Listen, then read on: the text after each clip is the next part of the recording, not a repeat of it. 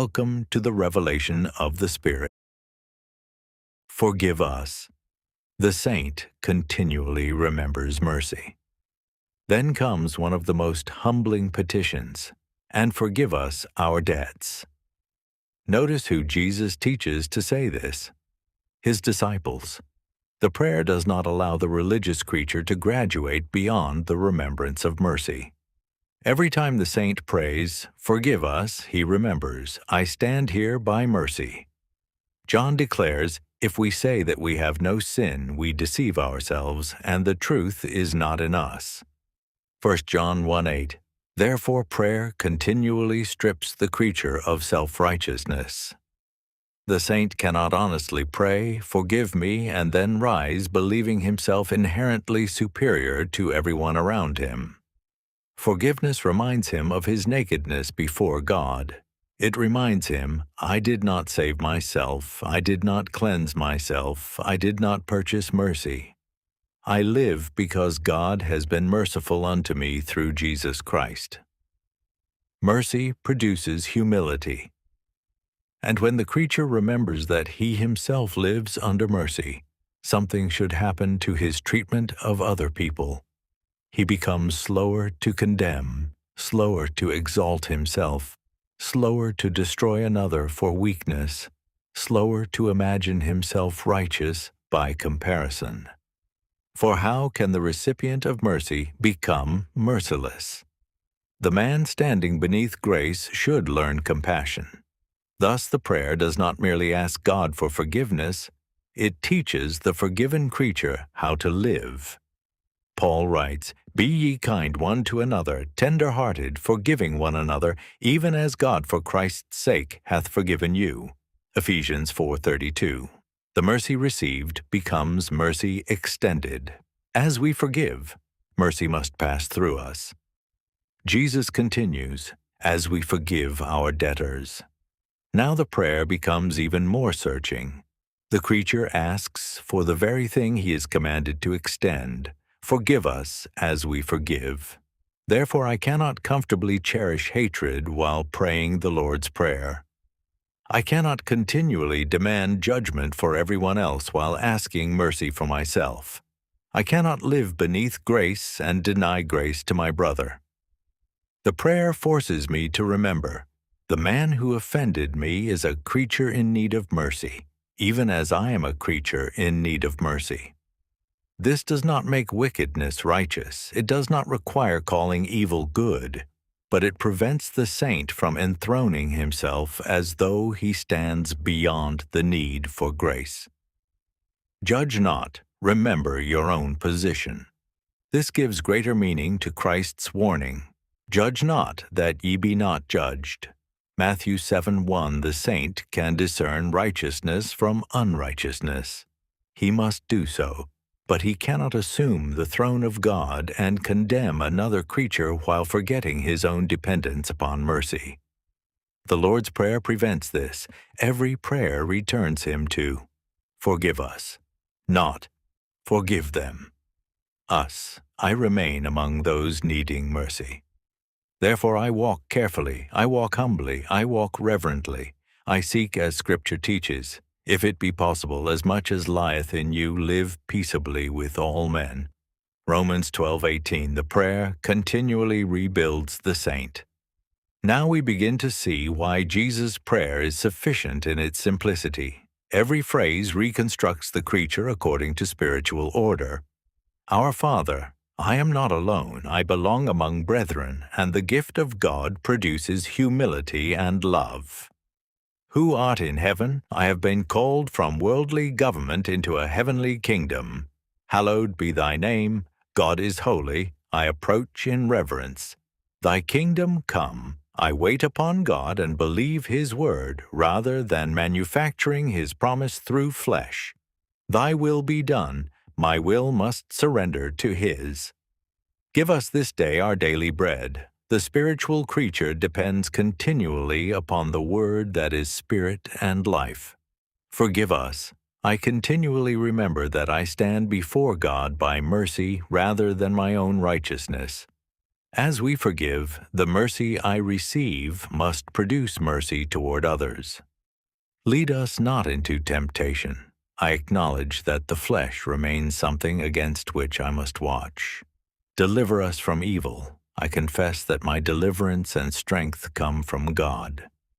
What is missing? The whole life of the saint is contained within the prayer. The simplicity is the maturity. This is why the natural mind may overlook the Lord's Prayer. It appears too simple. The creature desires something more spectacular, something mysterious, something that makes him appear spiritually powerful. But maturity returns to simplicity. Paul said, "Yet in the church I had rather speak 5 words with my understanding than 10,000 words in an unknown tongue." 1 Corinthians 14:19. The immature creature may be impressed by 10,000 mysterious words.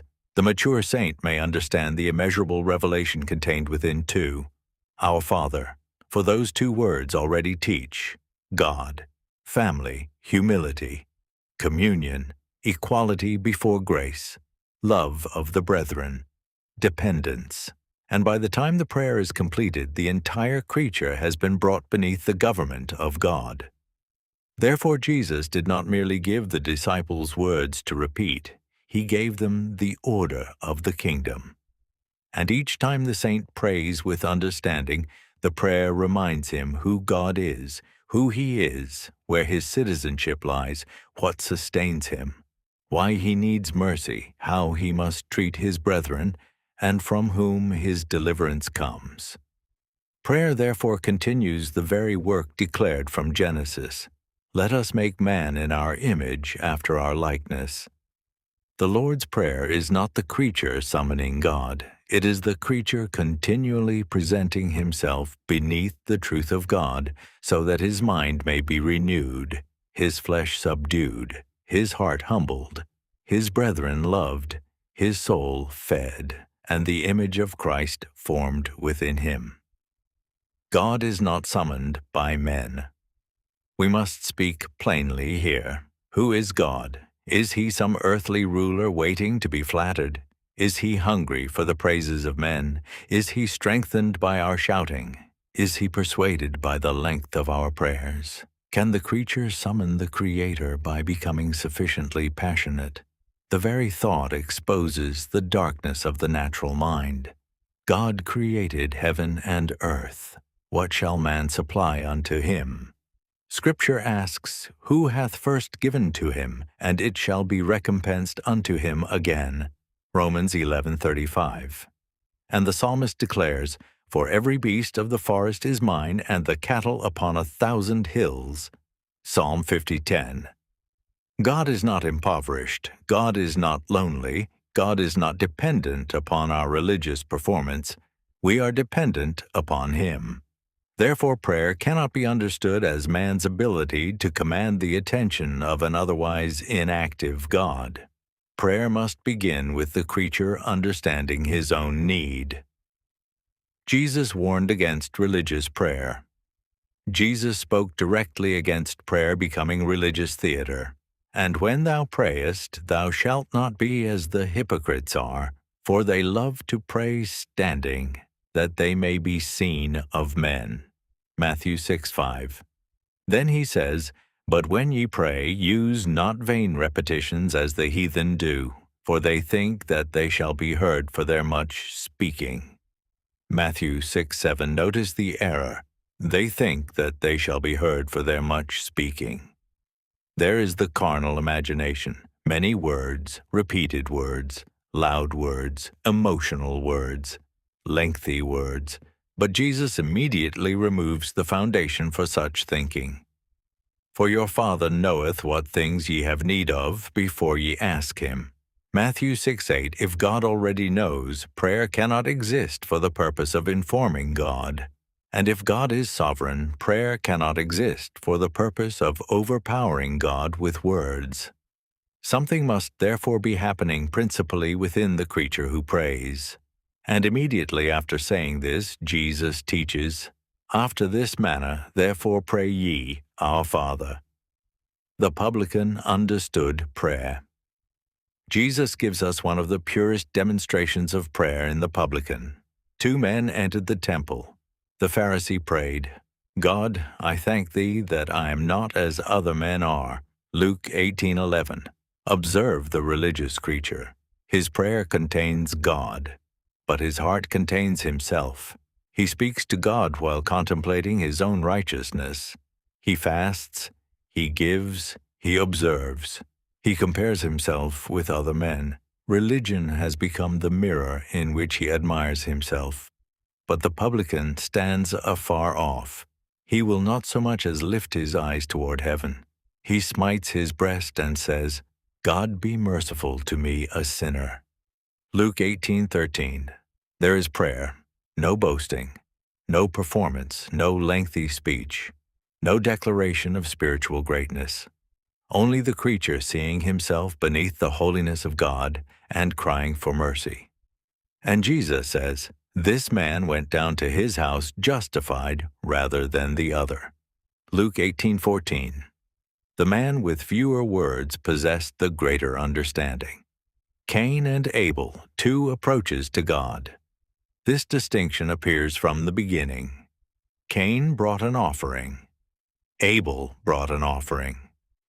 But the issue was never merely the physical substance placed before God. The deeper question is, what is the condition of the creature approaching him?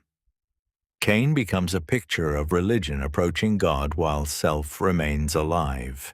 He brings, he presents, yet when God does not respect his offering, his countenance falls and sin manifests itself. The offering did not transform the heart.